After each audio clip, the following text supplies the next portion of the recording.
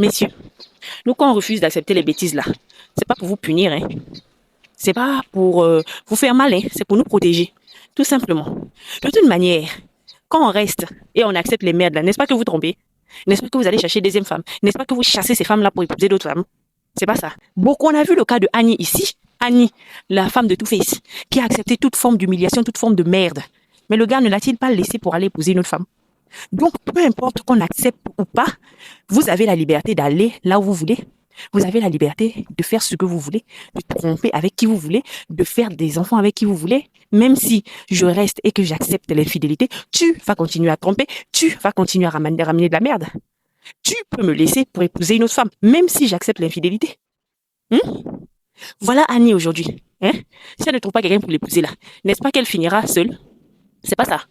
Quand nous les femmes on dit, nous autres qui disons qu'on refuse d'accepter l'infidélité, les gens crient, tu vas finir seul, tu vas finir seul. Mais écoutez, même si tu acceptes l'infidélité, tu peux finir seul. Le gars peut se lever puis te quitte. Il sera chercher une autre femme là-bas. Il te quitte même à un âge avancé. Tu finiras seul. C'est pas ça. Donc le fait d'accepter les merdes ne vous immunise pas contre certains comportements. Je suis désolée. En fait, je trouve ça bête. Moi, je dis, je ne peux pas rester avec un homme qui me trompe. Moi, je dis, je ne peux pas rester avec un homme qui me bastonne. Moi, je dis, je ne peux pas rester avec un homme qui me m'humilie tout le temps. Vous me dites que non, il ira chercher une autre femme. Mais qu'il aille chercher une autre femme. Qu'il aille. Le but, en fait, c'est ça. C'est qu'il puisse trouver une autre femme pour me foutre en fait la paix. Tout simplement. Donc, je sais pas comment est-ce que les mentalités, comment est-ce que les gens sont, ah oui, de toute manière, c'est votre problème. Nous, là, on peut même faire des enfants, même jusqu'à 80 ans, comme l'idiot qui avait parlé l'autre fois. Mais tu peux faire des enfants jusqu'à 80 ans, où est mon problème? Jusqu'à 100 ans, jusqu'à 120 ans, où est mon problème?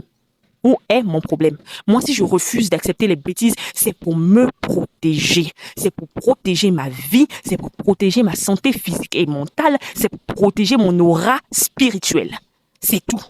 Ce n'est pas pour te prouver quoi que ce soit, ou bien pour te faire peur, ou bien pour t'effrayer. On n'est pas là pour vous effrayer, messieurs. On n'est pas là pour vous effrayer.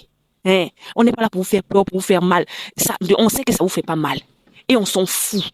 On sait que le fait que les femmes refusent d'accepter les fidélités, ça vous fait pas mal. Et moi, mon but, c'est pas de faire mal aux hommes. Moi, mon but, c'est de me protéger. Et de protéger celles qui veulent vivre. Tout simplement. Celles qui veulent vivre. Maintenant, celles qui veulent pas vivre là. À nous, allez-y, nous, on regarde votre histoire. On est là, on tient popcorn, on regarde comment vos histoires passent. C'est tout. C'est aussi simple que ça, messieurs.